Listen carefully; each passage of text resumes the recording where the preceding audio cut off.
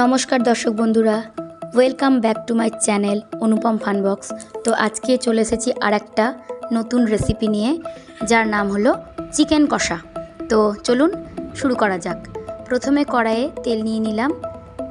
এবারে এর মধ্যে অল্প কিছুটা চিনি এই তেলের মধ্যে অ্যাড করে দিলাম। তো চলুন দেখতে থাকুন।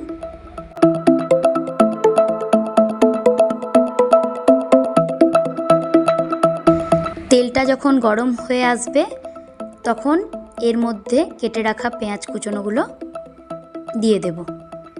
আর এই যে চিকেনটা প্রায় 2 কিলো মতো রয়েছে, আপনারা দেখতে পাচ্ছেন। তেলের মধ্যে যে চিনিটা দিয়েছিলাম সেটাকে আগে ভালো মতো মিশিয়ে নিলাম। এবারে কেটে রাখা পেঁয়াজগুলো আমি তেলের মধ্যে ছেড়ে দিলাম। লম্বা লম্বা করে কুচনো রয়েছে এই পেঁয়াজগুলো, এগুলোকে আমি তেলের মধ্যে ছেড়ে দিলাম। এরপরে তেলের সাথে ভালো করে মিশিয়ে নিচ্ছি। দেখুন, আপনারাও এটা করেন। এরপরে দেখুন লঙ্কা গুঁড়ো এর মধ্যে অ্যাড করছি। দেখুন 2 চামচ মতো লঙ্কা গুঁড়ো এর মধ্যে অ্যাড করে দিলাম। এবারে দেখুন লবণ স্বাদ মতো এর মধ্যে দিয়ে দিচ্ছি।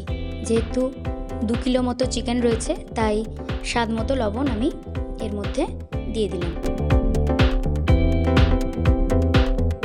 এবারে এগুলোকে একসাথে মিশিয়ে নিচ্ছি। এরপরে দেখুন 3-4টে তেজপাতা আমি এর মধ্যে দিয়ে দিলাম।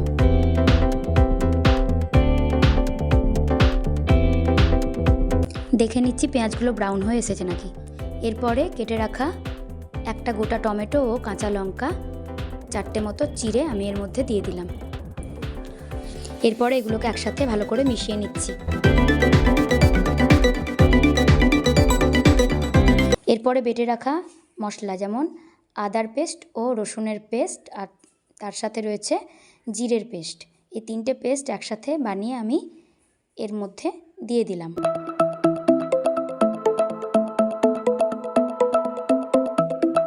তিন চামচ আদা, 3 চামচ রসুন ও 1 চামচ মতো জিরে গুঁড়ো আমি এর মধ্যে অ্যাড করে 2 চামচ মতো হলুদের মধ্যে অ্যাড করে একসাথে মিশিয়ে নিচ্ছি।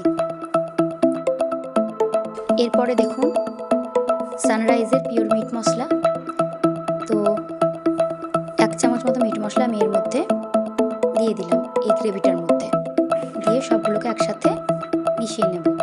আর এই যে কাশ্মীরি মির্চ,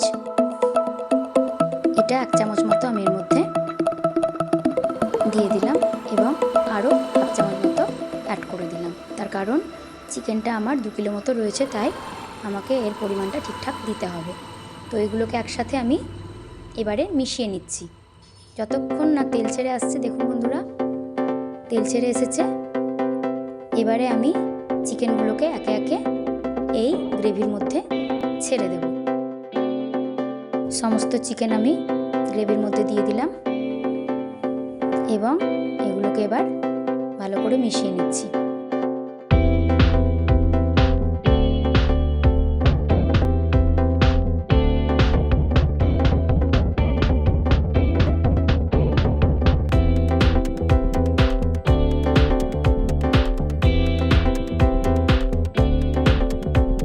ভালো মতো নাড়াচাড়া করে এবারে এটাকে একটা চাপা দিয়ে দেব যতক্ষণ পর্যন্ত না এর রসটা মরে যাচ্ছে। হাই ফ্লেম থেকে এটাকে মিডিয়াম ফ্লেমে দিয়ে দিলাম। মিডিয়াম ফ্লেমে রান্নাটা খুব সুন্দর হবে। ঢাকাটা খুলে দেখে নিচ্ছি যে চিকেনের রসটা মরেছে নাকি।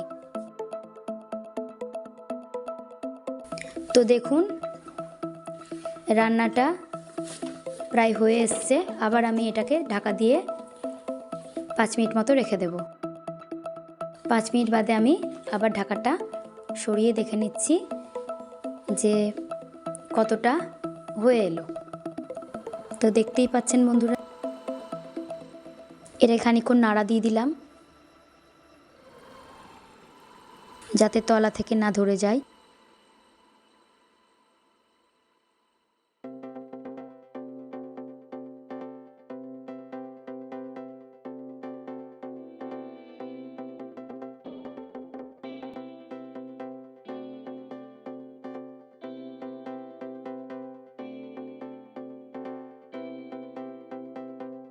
দেখুন বন্ধুরা, প্রায় হয়ে এসেছে আমার রান্নাটা।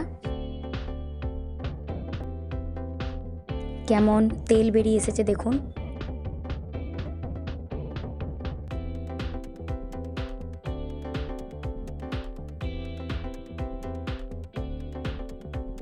এবারে আমি এর ফ্লেমটাকে হাই করে দিলাম আর এটাকে খানিকক্ষণের জন্য চাপা দিয়ে দিলাম।